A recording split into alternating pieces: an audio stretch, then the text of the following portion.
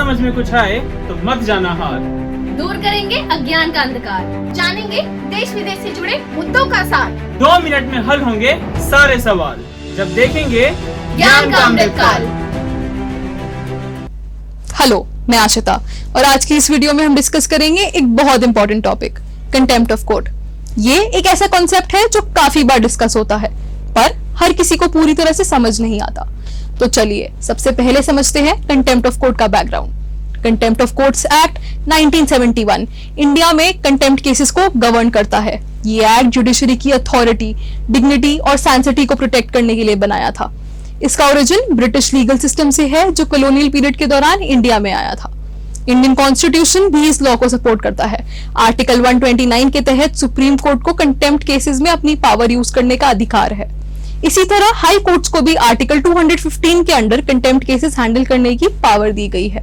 ये powers judiciary को safeguard करती हैं और ये इंश्योर करती हैं कोई भी एक्शन कोर्ट की अथॉरिटी को अंडरमाइन ना करे। अब चलिए समझते हैं कंटेम्प्ट ऑफ कोर्ट का एग्जैक्ट मतलब। कंटेम्प्ट का मतलब है वो एक्शंस या बिहेवियर जो कोर्ट की अथॉरिटी को डिसरिस्पेक्ट करे या उसकी फंक्शनिंग को ऑब्स्ट्रक्ट करे। मतलब अगर कोई कोर्ट का ऑर्डर नहीं मानता है या उसकी डिग्निटी को हार्म करता है तो वो कंटेम्प्ट ऑफ कोर्ट हो सकता है। कंटेम्प्ट ऑफ कोर्ट को हम 2 मेजर टाइप्स में डिवाइड करते हैं, सिविल कंटेम्प्ट और क्रिमिनल कंटेम्प्ट। सिविल कंटेम्प्ट होता है जब कोई पर्सन कोर्ट का ऑर्डर जानबूझकर तोड़ता है या उसको फॉलो नहीं करता। जैसे अगर कोर्ट ने किसी को मेंटेनेंस देने का ऑर्डर दिया है और वो पर्सन पेमेंट नहीं करता तो वो सिविल कंटेम्प्ट होगा। सिविल कंटेम्प्ट का मेन पर्पस होता है कोर्ट के ऑर्डर्स को इन्फोर्स करना और इंश्योर करना कि लोग उन्हें फॉलो करें।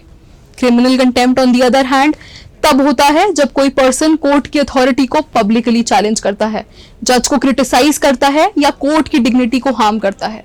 जैसे अगर कोई पर्सन जज के बारे में झूठ बोलता है या उनकी इम्पार्शियलिटी को क्वेश्चन करता है तो वो क्रिमिनल कंटेम्प्ट हो सकता है।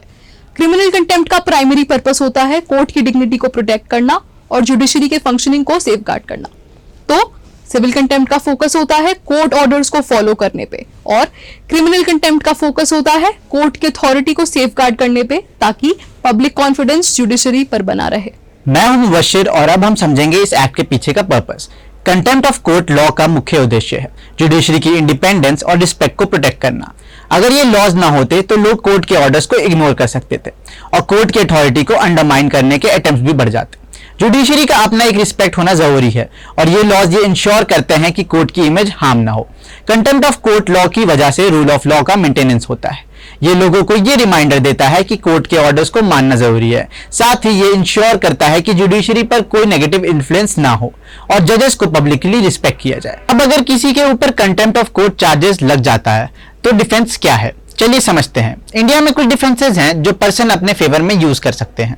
सबसे इंपॉर्टेंट डिफेंस है जस्टिफिकेशन बाय लॉ, जिसमें यह प्रूव किया जाता है कि जो एक्शंस हुए हैं वो किसी लीगल बेसिस पर थे। जैसे अगर कोई लॉयर जज को क्रिटिसाइज करता है लेकिन वो वैलिड लीगल रीजन के साथ करता है तो वो जस्टिफाइड बाय लॉ हो सकता है।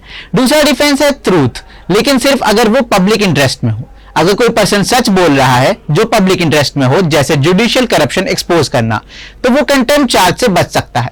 लेकिन कोर्ट को ये असेस करना होता है कि सच में वो बात पब्लिक इंटरेस्ट में है या नहीं। और एक डिफेंस है अपॉलॉजी। अगर कोई पर्सन अपने एक्शंस के लिए सिंसियर अपॉलॉजी देता है तो कोर्ट लीनियंसी दिखा सकता है, लेकिन हर अपॉलॉजी को एक्सेप्ट नहीं किया जाता है और ये डिपेंड करता है कि कंटेम्प्ट कितना सीवियर था। चलिए अब हम 2 इंपॉर्टेंट केस स्टडीज देखते हैं जो इंडिया में कंटेम्प्ट ऑफ कोर्ट के एप्लीकेशन को दिखाते हैं। पहला केस है प्रशांत भूषण केस 2020।